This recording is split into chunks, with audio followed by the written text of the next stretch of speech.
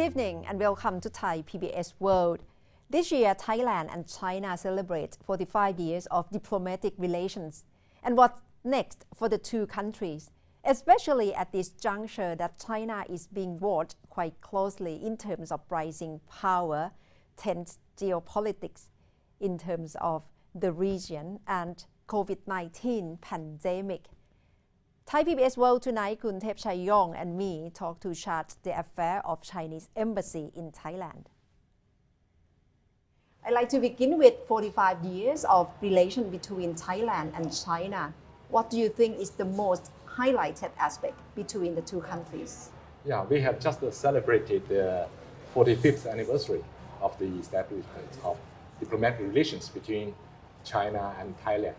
And the leaders of the two countries, Premier Prayut Chan-o-cha and Premier Li Keqiang has exchanged letters of congratulatory, and so do the two foreign ministers. Our leaders of the two countries has kept frequent contact.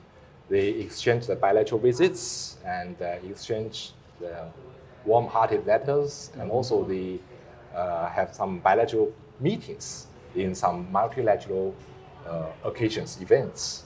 They just use these time to exchange views on some strategic issues, both bilateral and regional and international issues.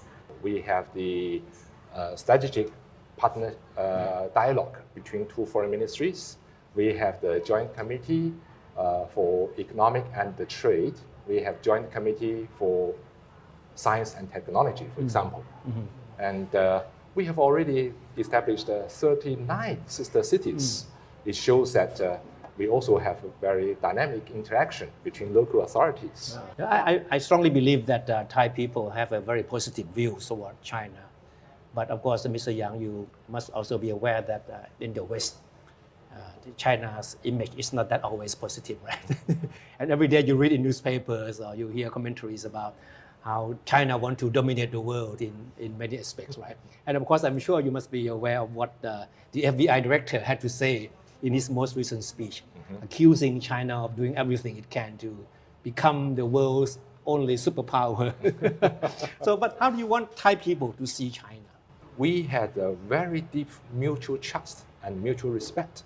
So I think Thai government and Thai people know what is China and how is China thinking. So China is always lead our diplomacy. We call it the diplomacy of independence and peacefully.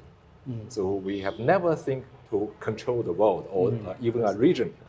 How do you think COVID-19 has impacted on China economic influence in the region?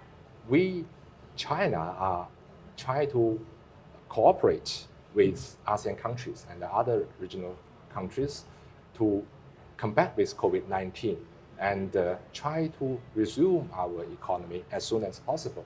So I think it will make some new chance for us. Chinese tourists are really important for Thailand economy as well, but right now it has to be stopped. What's the arrangement of travel bubble so far? Have you been discussing with the Thai government? Actually, we are talking with Thai authorities, what we call the faster lane. Because, as I said, to prevent and to control the disease, nearly every country has made very strict measurements to prevent the spread of virus over the borders. But in the meantime, we need to recover our economy.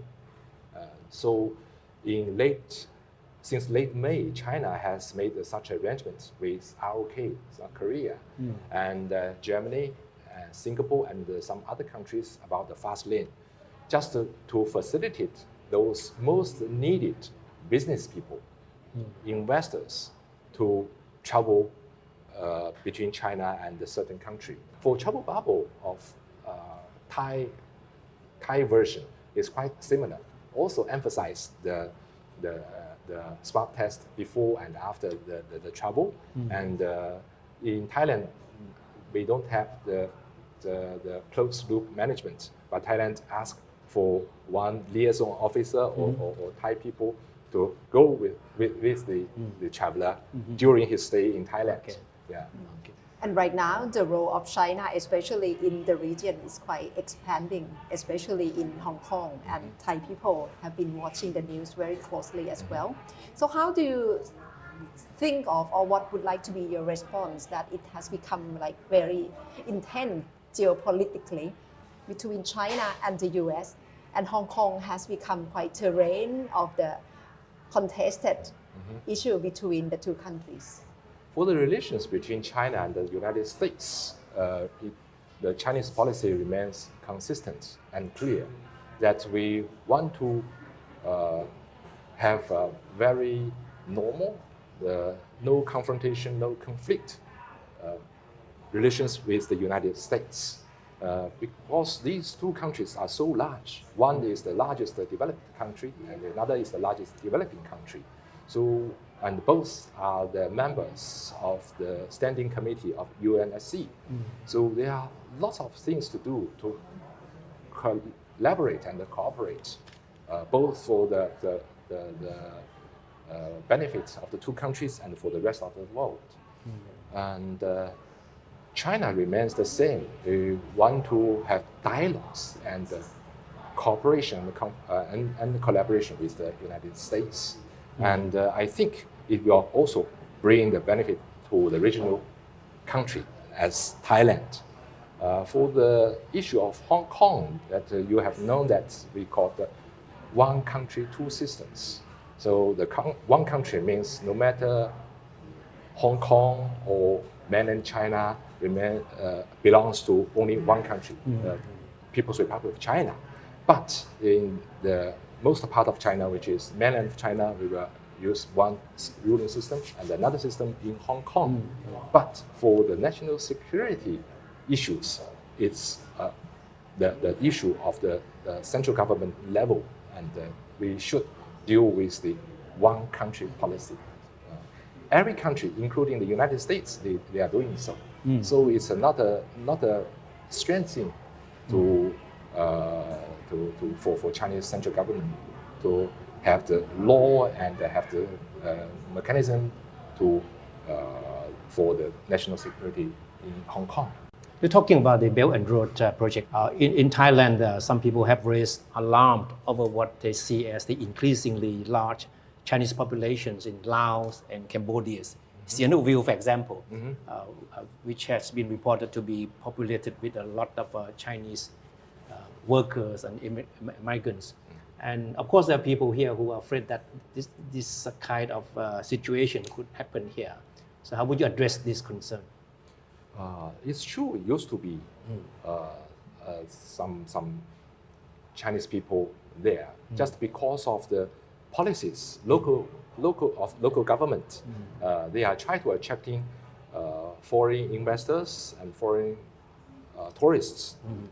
But in the same time, Chinese government is cooperate with Lao government and Cambodia government, and also there is a cooperation in the local authorities too, and try to make those investments to be legal, not the illegal one.